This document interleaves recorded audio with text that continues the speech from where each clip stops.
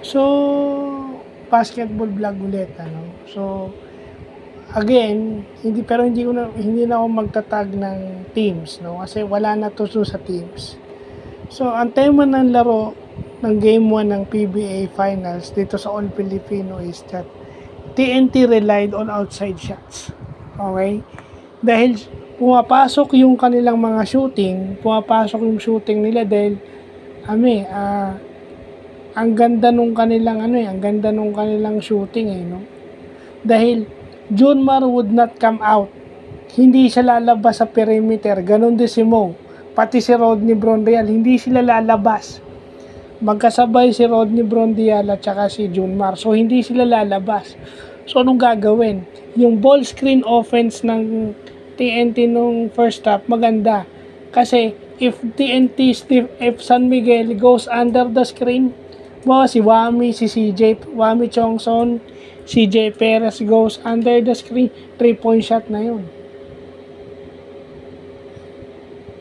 At saka, nakita niyo yung ball screen offense sila on the top, no? Dumadive si Aram. Si Aram, pwedeng pick and pop, pwede siyang dumive. So, nakita niyo yung variation ng ball screen offense, no? Hindi lang yung go under lagi, shoot. At saka yung ball screen offense sila, may ball reversal. Yung mga shooters ng TNT, magre-relocate lang. At pag nagkaroon ng ball reversal o ball swing, libre. Kaso kasi pumapasok yun Paano pag hindi pumapasok? Remember, 3-point shot is a low percentage shot kasi malayo sa ring. So, ang probability pag hindi malapit sa ring, hindi papasok. Maliit ang chance pumasok. Pag hindi pumasok yun na yun. Nahihirapan na kayo. Law of averages.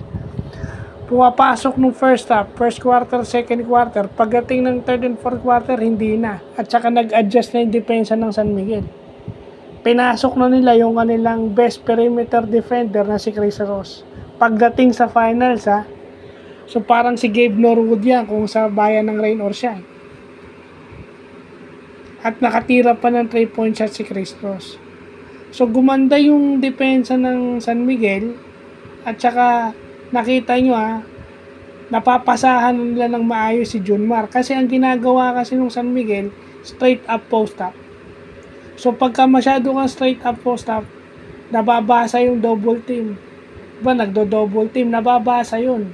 Ang kaibahan nun, yung mga pinapasahan ni Junmar is hindi pumapasok yung shooting. So dahil sa depensa ni Chris Ross, anong nangyari? Dahil magandang depensa ni Chris Ross, turnover, nakakapag-pass break. Si CJ dahil open court, nakakascore. At saka dahil yung second half is medyo maluwag na yung depensa, ibig sabihin dahil napapasahan na nila si Junmar on the move, may mga players na silang moving without the ball, si CJ meron na siyang space. Kasi pag kumat ka, susunod yung tao mo So may driving space na si CJ at saka yung pinapakita na free throws matters. Importante sa laro yung free throws kasi 14 out of 15 yung pinasok ng San Miguel sa first half. Yung lamang ng TNT imbis na 30, 20 na lang. So minus 10 yun dahil sa free throws.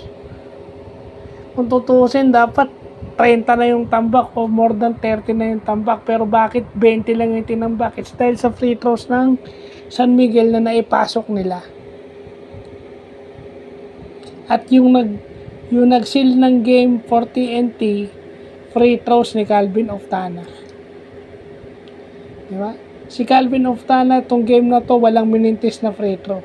So, dun pa lang, yun na importante aspect ng basketball. Yung law of averages at saka yung defensive adjustment at saka yung free throws, importante sa basketball yan.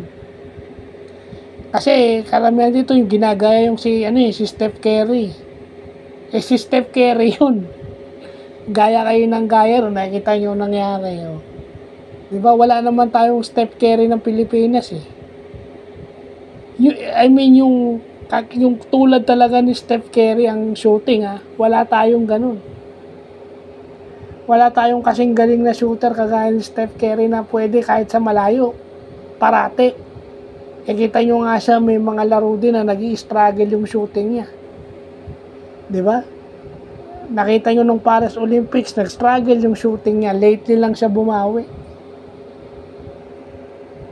So pag 3-point shooter ka, mag-i-struggle ka talaga dahil ang lalayo ng tira mo. So, yun lang po.